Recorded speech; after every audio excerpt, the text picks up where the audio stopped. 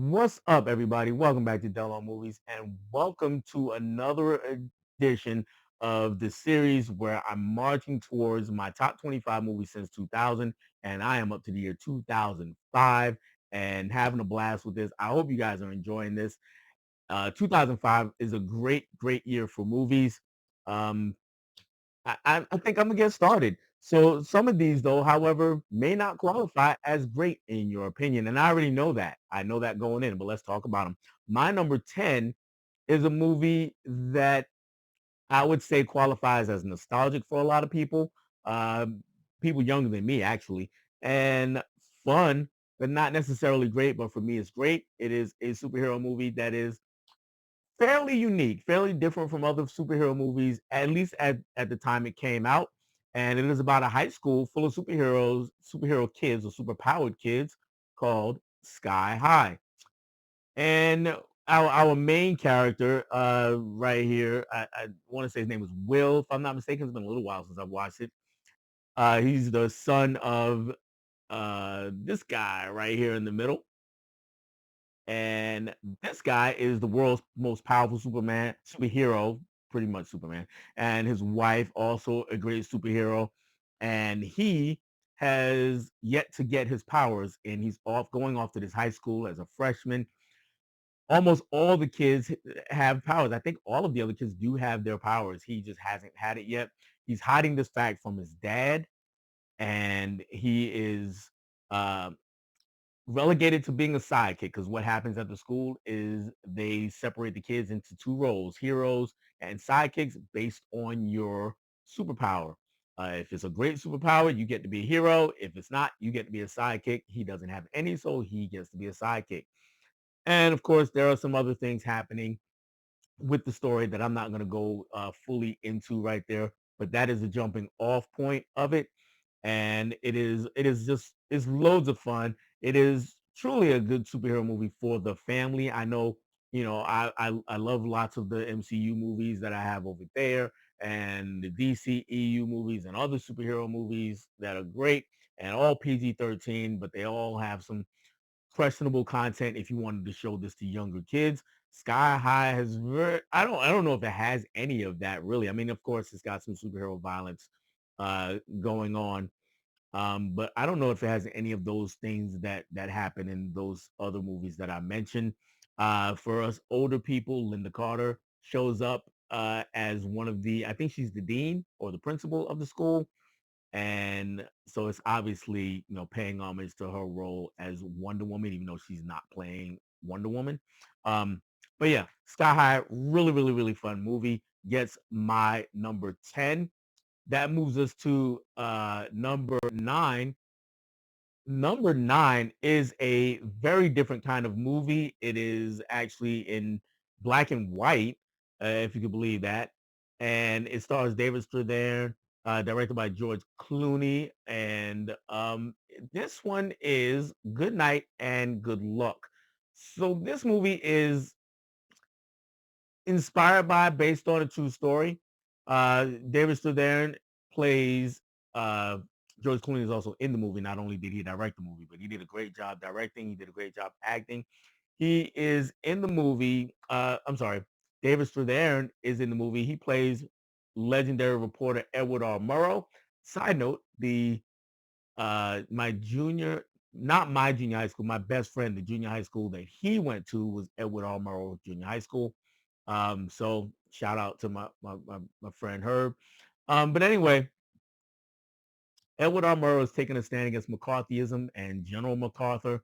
If you're not familiar with that era of American history, what's happening is basically they're accusing people of being communists and then trying to either blackball them in their industry or run them out of town or get them arrested. A lot very similar to what's happening now these days, coming out of Washington, D.C. So it is a very relevant movie still, and it is a quiet movie in that it's built entirely on dialogue and cigarette smoke.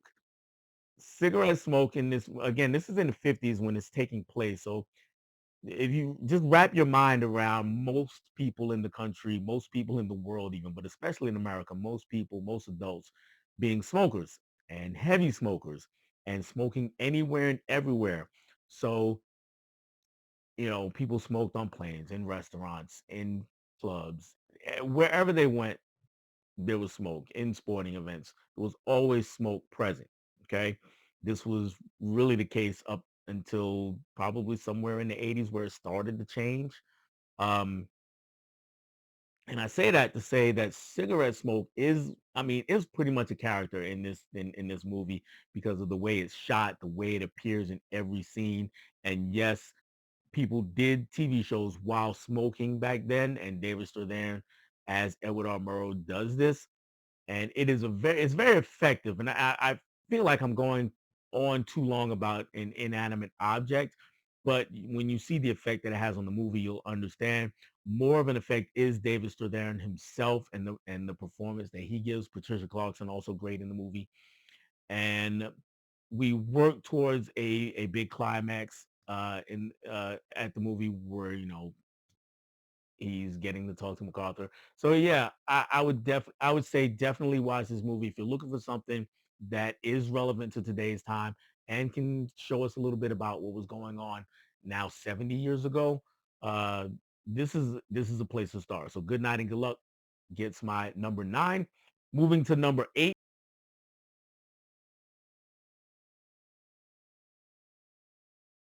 is a movie based on a movie from even further back, the 1930s. This is a remake of King Kong, and of course, this is now Peter Jackson's King Kong. This one follows the story pretty faithfully. Uh, we meet we meet a guy who's making a movie. He wants to make a movie about this giant gorilla that he's heard was on Skull Island, and he packs up a film crew including his leading lady, and he heads there to make this movie. Bring back Kong. Not only make this film, but bring back Kong, make him an attraction in America. So yeah, the story is the same. The execution of it is a little bit different than the 1933 original. Um, there are still some problematic elements as far as the people of Skull Island and the way they're represented. So I get that completely. Um, and then of course there's King Kong himself, who has uh, long been suspected of being an avatar for African Americans. Um, I'm not going to argue that right now, but I will say that the parallels are there. So I'm not going to pretend that they're not there. The parallels are there. But if you just take this movie on its face, you get a very fun film. It's 3.5 hours long, though. The problem with that is the first half hour to 45 minutes, you could probably trim down to 5 or 10. That is the issue. Whereas the original, I think, is runs about 2 hours, maybe a little bit longer. Uh, this one stretches things out, but what you get is you get Peter Jackson. He's just coming off of Lord of the Rings, the Lord of the Rings trilogy, and he's looking to do something else epic. So he does King Kong, and he is basically pushing special effects to the limit. He's pushing CGI to the limit. And when he does that, we get a fantastic looking Kong, and we get lots of fantastic looking creatures. Every now and again, you can see, even back in 2005 when this came out, you can see where he's pushed the technology a little too far. And like I said, in theaters in 2005, I did notice some things, but it's still a very, very well made film.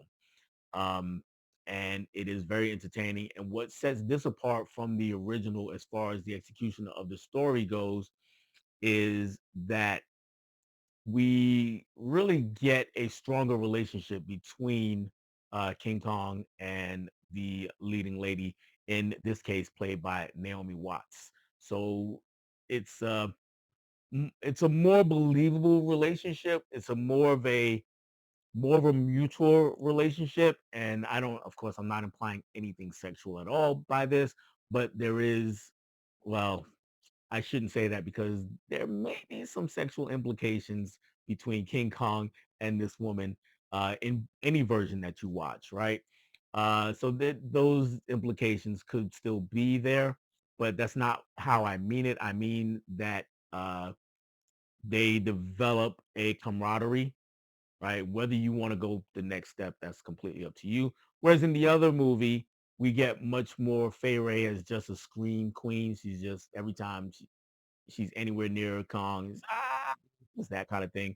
Whereas that it happens here in this movie, but that is not how the relationship plays out. It evolves throughout the course of the film, and that strengthens the film. So that's why King Kong, my number 8. And that takes us to my number 7. We're going with some comedy, guys, and we're going with one that's just flat out raunchy and fun. And yeah, it's one of those that people will say, you can't make that today. And certainly some of the jokes you could not tell today. And that movie is The 40-Year-Old Virgin. Man, this is just, it's just hilarious from start to finish. Um, the title tells you everything you need to know. And the cover of this Blu-ray here with Steve Carell looking almost psychotic slash innocent. Um, he is 40 years old. He is a virgin, and he's out trying to get laid. That is what he wants to do. However, he's clearly very inexperienced dealing with women in any capacity, and he's got a bunch of dude bros, I guess you would call them, hanging around him, guys he knows from work and guys he meets through the guys at work, and they're all giving him all this advice on how to do this, and they take him places, and that's what the story is. You get some iconic scenes such as the chest waxing scene. Even if you have not seen the movie, you've probably seen the memes of it. Steve Carell laying on a table and lady just waxing his chest and then snatching off, and him screaming and saying just outrageous things. And then you get the banter back and forth between all the characters, not only Carell, of course, who actually gets not as much of the banter. The banter is really Seth Rogen and Kevin Hart and Romeo. I forget what his name is. I'm just gonna put his name on the screen somewhere. But there's other characters. There's a bunch of them, and they're going at each other and going at Carell and trying to give him advice and just insulting each other left and right. So it's really just a fun movie. And then he gets into some crazy situations with some women eventually. Steve Carell's character does. And through it all, I just laugh. The issue, the drawback, of course, this is Judd Apatow. I can't remember if he directed it or just wrote it. And it is way too small for me to see with these contacts in, guys. But anyway, he it suffers from one thing a lot of his movies suffer from, but not as badly as what would come later, and that is it's too long. 2.5 hours is just too long for a comedy. And so what happens is that we get just outlandish, outrageous comedy that works for a really long time, and then we kind of stop and go into the rom-com section or the romance, not even rom-com, the romance of it. So the jokes are a lot less frequent, and the movie kind of slows down a lot. But of all of his comedies, I think this does it the best, and that is why it gets to number 7. Number 6 is we go into the land of stop motion, not really animation. Yeah, well, it's animation, but it's stop motion in particular, and we're talking about Tim Burton's Corpse Bride. I'm gonna admit, guys, I'm kind of a sucker for Tim Burton's stop motion movies, including ones that he did not direct when he did not direct Nightmare, The Nightmare Before Christmas, or geez, yeah, Nightmare Before Christmas. That one, of course, there's Frankenweenie, Johnny Depp, and Helena Bonham Carter. I call them his two muses. Carter's his ex-wife, I believe. I'm not sure if they were married. I think they were married, so I think it's his ex-wife. And Johnny Depp just shows up in all sorts of Tim Burton stuff. So does she. And it's fitting that they are the stars of this movie. And Johnny Depp's character, he's about to get married, and through some strange machinations. I'm struggling with English right now, but anyway, through some strange happenings, he winds up married to a woman who's actually dead, so a corpse, and he's trying to figure out how to get back to his actual bride. And it is just really, really good, really fun time to watch him do that, to go through it. And this is another one of those movies where I watched it by myself first. Again, blockbuster time. I get my 5 free rentals every week, and I watched The Corpse Bride, and I really watched this one with the idea of finding out if it's too dark for my kids at the time, or is it okay for them to watch, because in 2005 my son is 8, my oldest daughter is 5, and my youngest daughter is 3, so it's like, okay, let me check this out and see. And it has some dark moments, don't get me wrong, but I was this will work. This will work. They can watch this. So my 3-year-old might have been a little ahead of my 3-year-old, but it's not a scary movie. But all I've had to say that I really do like Corpse Bride. And for me, it's one of Tim Burton's better movies, certainly one of his better movies since 2000. He's had some hits and misses for me, and I think that one's a hit.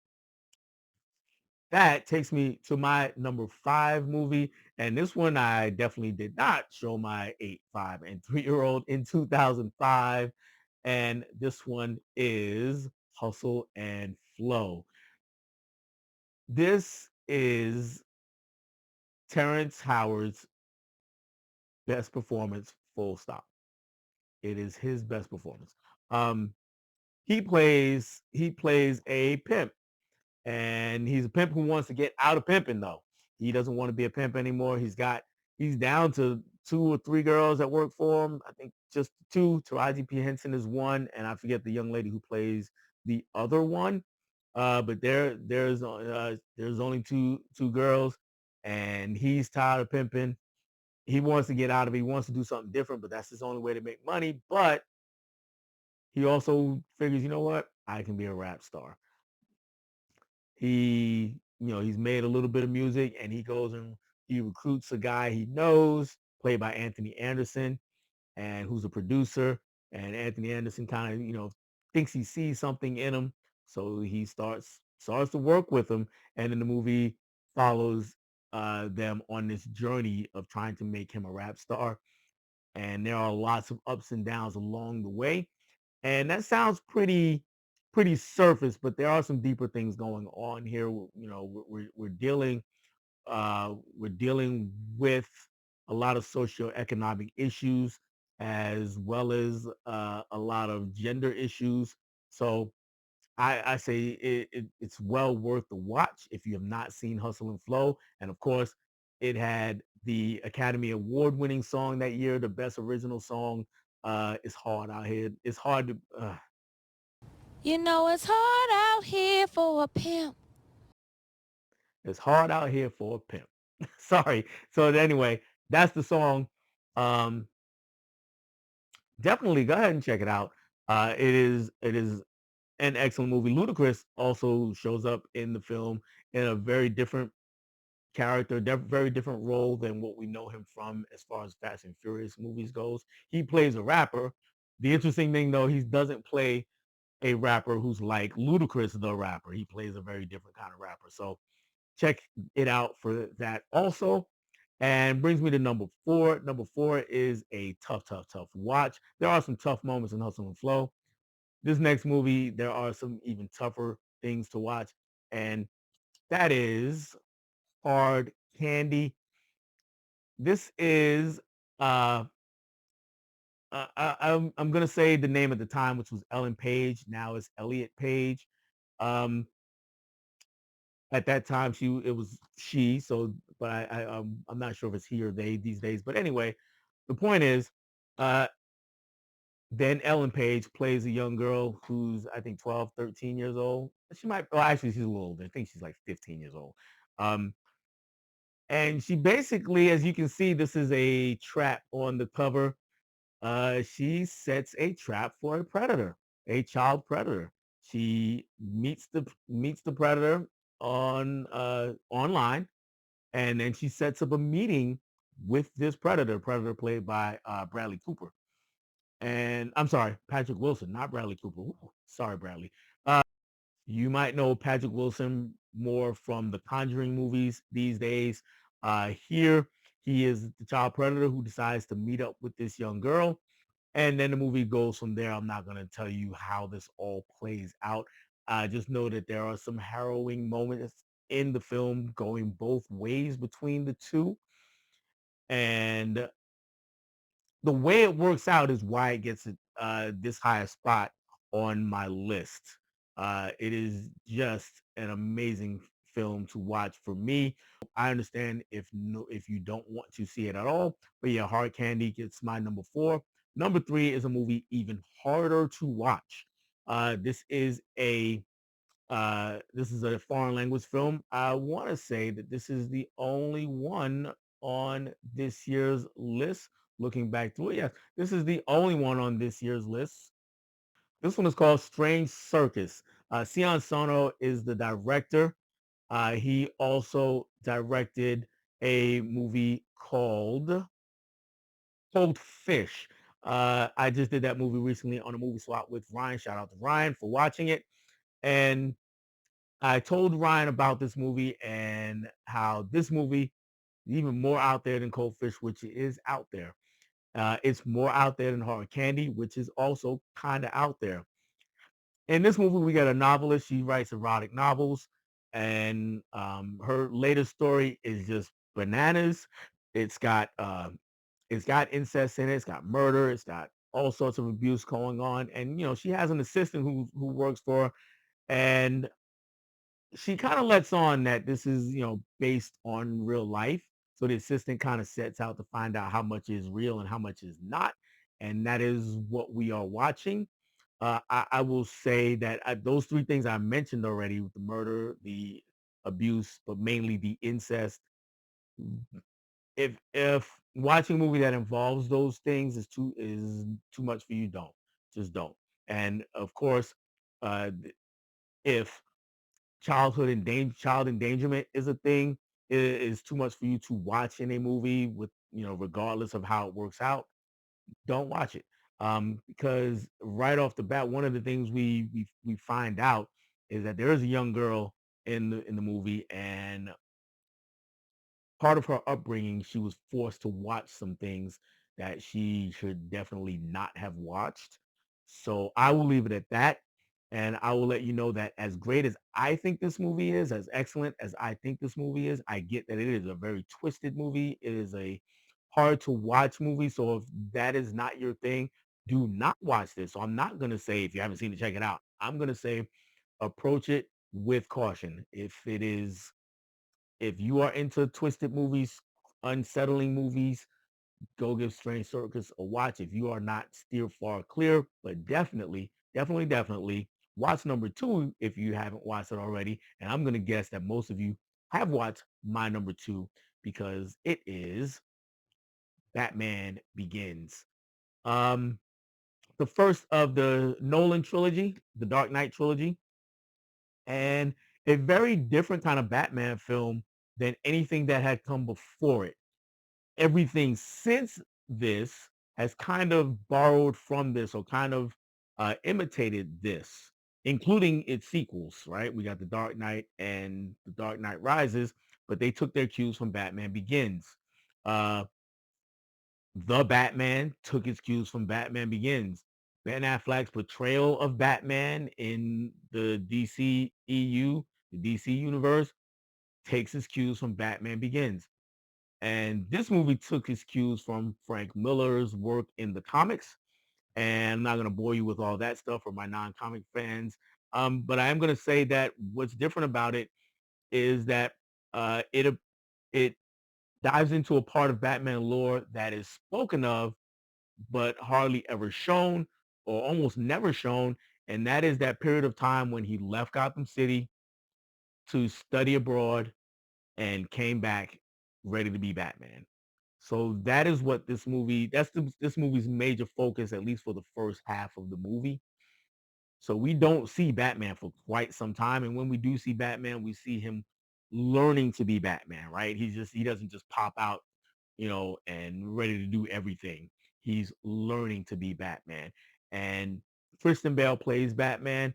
And this is the most fully realized that the character has been on the big screen. Because in most movies, what happens is, yeah, we get the Batman, we get Bruce Wayne, we get that persona from both guys, but they're kind of a secondary character to the villain. It happened in Batman 89 with Jack Nicholson's Joker. It happened in Batman Returns with the Penguin and Catwoman. It happened any other Batman movie before this, that's pretty much what happens. And here, the focus is pretty squarely on that character, on Batman, and Christian Bale comes through and shines as both Batman and Bruce Wayne. So that is one thing that also kicks up a notch. Uh, Effects wise, at a time when everything is going CGI, started to go CGI, or had been going CGI for a few years, Nolan stuck to his guns, mostly practical effects, and it works. I mean, there is some CGI in the movie. Don't get me wrong, it works. Morgan Freeman shows up again on our list. He's been all over all these lists, and he is the man at arms, so to speak. And so he's great. Michael Caine as Alfred. Michael Caine gives us probably the best Alfred that there has ever been. And it's just it's a great time. I say this is a superhero movie for people who are not necessarily superhero fans, because you grow with the character and you get invested in the character, and that's what makes Batman Begins my number two movie of 2005. Before I get to my number one, guys, just remember that afterwards, after I do say everything I need to say about my number one, honorable mentions will pop up for, so stick around for a few extra seconds, maybe a minute, and see what movies I put on my honorable mentions in the comments. Let me know what I missed. What's on your list? If you have a top 10 for 2005, or if you have a top one, two, three movies, four, five movies, whatever you want to do, let me know what that is. As always, though, be mindful and respectful of one another's opinions. With all that said, let's move into my number one. My number one is also out of the comic book genre, superhero genre. We're getting a lot of that in the 2005's list. Um, though this one's technically not superheroes, graphic novel it came from though, and I'm talking about Sin City. Sin City is a pretty groundbreaking film at the time. Now it's been done a lot, and what it is if you look at the cover, you can see it's in black and white, and we got that red banner that say Sin City, or the red title lettering for Sin City. And that's pretty much what happens in the movie. We get black and white, and every now and again, red shows up. And for one particular character, yellow shows up. The red shows up for blood, the red shows up for uh, people's outfits. And but that's not what gets here. That's only part of what gets it here. The other part of it is that it mixes comic book sensibilities with film noir, and the blend just works. It's pretty magical. Okay. There is actually another film noir that is on my honorable mentions. Um, it is also pretty masterfully done. It just missed my top 10, but this one is a little bit different, a little closer to my heart, because this one also includes tons of action, which the other one does not. The other one's great though. Um, but this one includes tons of action, lots of hard-boiled uh, talk. We got a lot of characters saying some wild stuff. The dialogue is just is tremendous in this movie. I don't think he gets enough credit for its dialogue. Some people might hear it and dismiss it. Oh, this is just dumb. But if you are familiar with film noir history, you'll understand that that is what they're doing here. That they're paying homage to that and trying to add on to that add some spice, add some flavor to that. And I think they did a fantastic job with with Sin City. It is pretty much told like an anthology, and it is an anthology. Robert Rodriguez directed it, but we got all these little snippets, not vignettes, and we get a wraparound story. And each story is just is awesome. Each story is awesome. We get the Bruce Willis story that involves Jessica Alba, just amazing.